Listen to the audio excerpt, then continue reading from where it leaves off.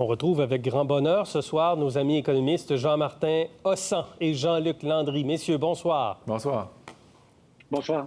Jean-Luc, je commence avec vous. Vous en pensez quoi de ce passeport vaccinal, de l'annonce d'aujourd'hui? À qui ça s'adresse? À partir de quand? Qu'est-ce que vous pensez de ce qui est annoncé?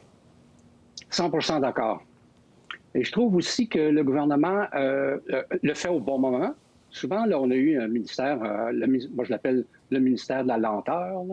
C'est lequel, ça? Et cette fois-ci, c'est moi qui l'appelle comme ça, c'est le ministère de la Santé, parce qu'on attend toujours à la santé au Québec. D'accord.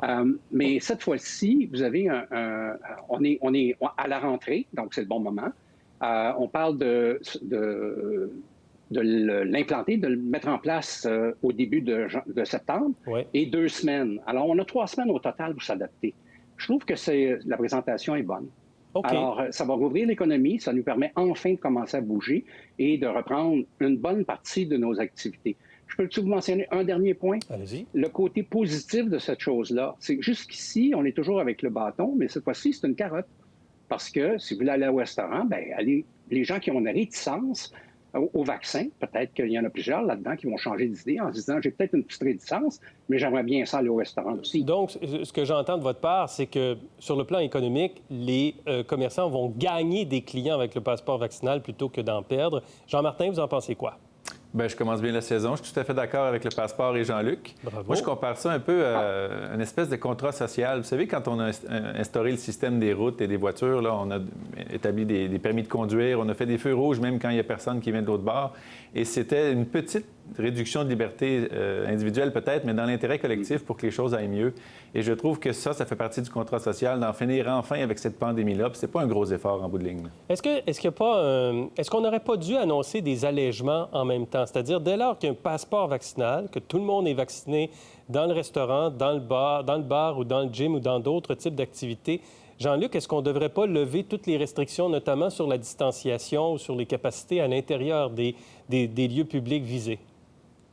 Pas vraiment, parce que vous pouvez, même si vous êtes vacciné, vous pouvez l'avoir et le donner à quelqu'un d'autre. Et puis cette personne-là sort du restaurant, s'en va ailleurs et le donne à des gens qui ne sont pas vaccinés. Ça, on va pouvoir faire ça quand la plupart des gens seront vaccinés. Et pour revenir à ce que Jean-Martin vient de dire, si tout le monde faisait partie adhérait au contrat social, on pourrait régler le problème des vaccins, pas des vaccins, mais du virus assez rapidement. Le ministre Dubé, Jean-Martin, a dit aujourd'hui que le passeport vaccinal n'est pas envisagé, par exemple, pour avoir droit de revenir au bureau. Donc, on ne veut pas aller jusque-là. On recommande encore, sans l'obliger, le télétravail en ce moment. Est-ce qu'on devrait aller plus loin sur le retour au bureau? Est-ce qu'on devrait aller jusqu'à imposer une forme de vaccination obligatoire, finalement, pour revenir dans les tours à bureau ou dans des bureaux en général?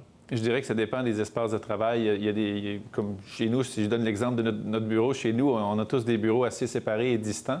Donc, c'est peut-être moins propice à une propagation du virus que dans les endroits où c'est beaucoup plus rapproché d'un travers à l'autre. Mais comme le disait le ministre, ça appartient à chaque employeur de le décider. Et encore là, on espère que les employeurs vont être responsables dans la proportion de ceux qui travaillent à la maison, ceux qui travaillent au bureau directement. Alors, je vous mentionne que... Moi, j'aimerais que... Allez-y, juste pour mentionner... Oui, j'aimerais que les employeurs, au moins, exigent que ceux qui ne veulent pas ou ne sont pas vaccinés le disent. Moi, j'aimerais bien que mes confrères me disent qu'ils ne sont pas vaccinés et je vais faire plus attention à eux parce que je ne veux pas le donner à mes petits-enfants qui vont aller à l'école, qui vont le donner à d'autres. OK. Je vous mentionne que la vaccination obligatoire commence à s'étendre aux États-Unis en plusieurs endroits. La Colombie-Britannique a annoncé aujourd'hui une carte vaccinale pour les événements sportifs, les concerts, les spectacles notamment. On change de sujet, messieurs. Je vous amène sur l'enjeu du coût de la vie et du coût des propriétés. C'est le 10e jour de la campagne électorale fédérale. Les libéraux, aujourd'hui, ont dit qu'ils voulaient faciliter l'accès à la propriété en doublant le crédit pour les premiers acheteurs, en permettant une mise de fonds de 5 %. Le NPD a proposé dans les derniers jours des hypothèques sur 30 ans. Les conservateurs, des termes de 7 à 10 ans. Jean-Martin, est-ce que ces mesures sont bonnes ou, au contraire, ça peut alimenter dans les faits davantage le surendettement des ménages? Bien, moi, je pense que dans le contexte de pénurie de logements ou de la flambée des prix de l'immobilier, c'est beaucoup c'est beaucoup plus propice en économie, je pense, d'aider l'offre que de la demande. Quand on aide la demande, ça donne simplement le moyen aux locataires ou aux futurs acheteurs de payer plus cher pour ce qu'ils veulent acheter. Donc, c'est le vendeur qui en bénéficie ou le locateur. Donc, si on aidait plutôt la construction de nouvelles unités, donc du côté de l'offre, ça créerait un effet un petit peu apaisant sur la flambée des prix.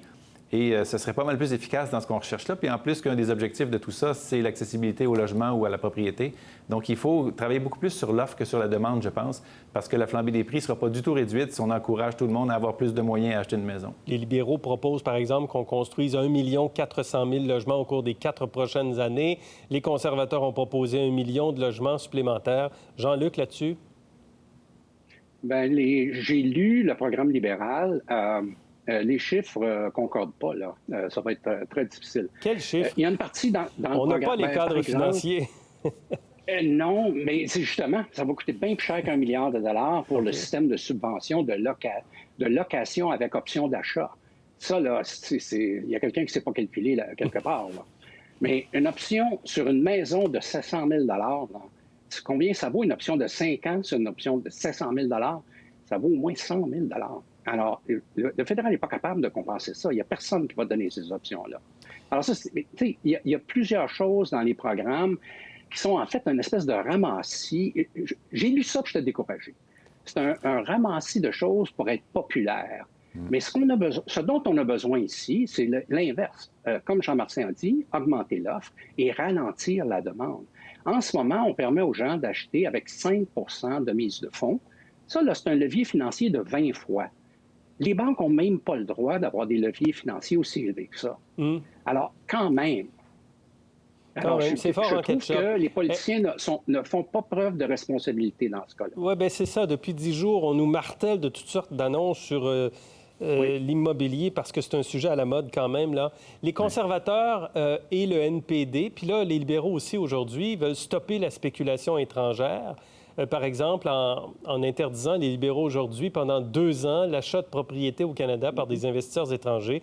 Est-ce que c'est une bonne chose à faire, Jean-Martin? Bien, moi, je pense qu'il ne faut pas oublier qu'une maison, c'est d'abord et avant tout un endroit où vivre. Ça ne devrait pas être un instrument financier de spéculation, puis c'est devenu ça dans le marché actuel. Et quant au fait de limiter l'achat, quand on parle d'acheteurs étrangers, c'est souvent des gens qui veulent, ou parfois, peut-être pas dans tous les cas, mais des gens qui ne l'occupent même pas, ce logement-là, et qui spéculent que les prix vont monter assez pour faire une pièce avec ça dans quelques temps.